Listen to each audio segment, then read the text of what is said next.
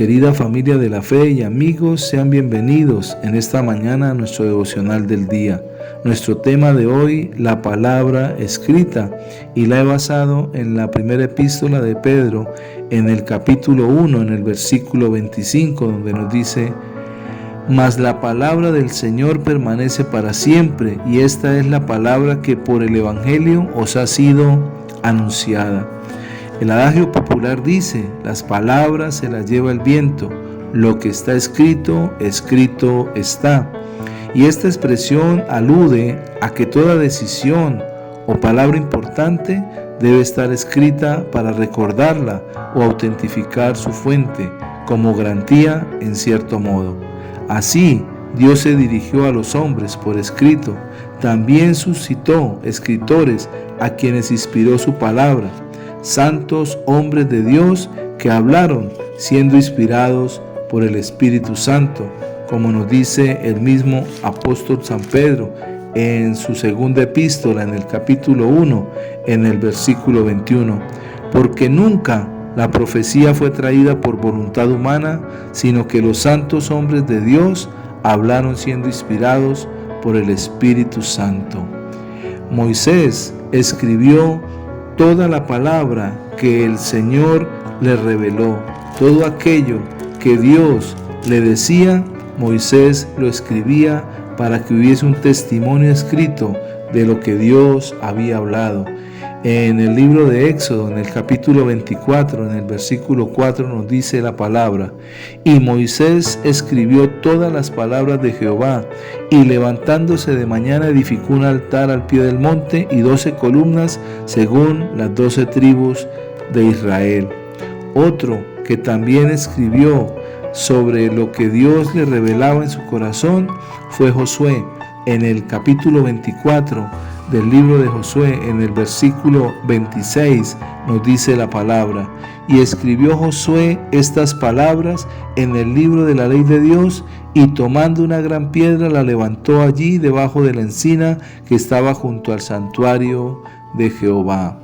Muchos otros también recibieron la palabra de Dios y la escribieron, como el profeta Samuel, el profeta Isaías, el profeta Jeremías, el profeta Daniel, los evangelistas, el apóstol San Pablo, y otros escucharon cuidadosamente las palabras de Dios y las transcribieron en un libro que nos llegó a través de los siglos. Este libro es la Biblia, llamada la Escritura o la palabra escrita de Dios. Siempre está actualizada y aún responde a las necesidades de cada ser humano. Es una palabra viva y eficaz y cortante como una espada de dos filos, como nos dice la carta a los Hebreos en el capítulo 4, en el versículo 12.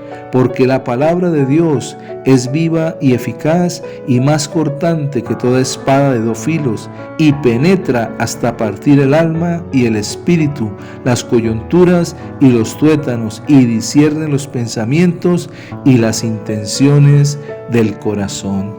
Muchas profecías de este libro de la Biblia ya se cumplieron, otras están por cumplirse. Por ejemplo, vendrá la hora cuando todos los que están en los sepulcros oirán su voz, y los que hicieron lo bueno saldrán a resurrección.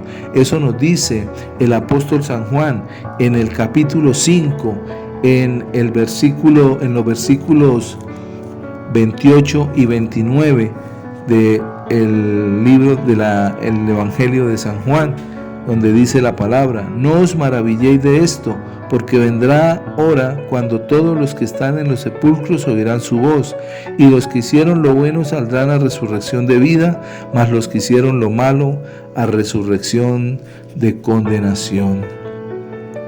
Para obtener esa vida eterna, es decir, estar en el paraíso con Jesús, es necesario creer el mensaje que Dios nos transmitió en su palabra. La palabra escrita es para nosotros un testimonio de la verdad de Dios. Todo lo que está allí se cumplirá. El Señor Jesús lo dijo en el Evangelio de Mateo, en el capítulo 24, en el versículo 35. El cielo y la tierra pasarán, pero mis palabras no pasarán. Por eso somos bienaventurados cuando nosotros ponemos atención a la palabra de Dios, cuando estamos atentos a lo que Dios nos está diciendo y nos está hablando a través de este maravilloso libro que es llamado la Biblia o la palabra escrita de Dios. Ahí en el Evangelio de San Lucas, en el capítulo 11, en el versículo 28, dice la palabra del Señor. Y él dijo: antes bienaventurados los que oyen la palabra de Dios y la guardan.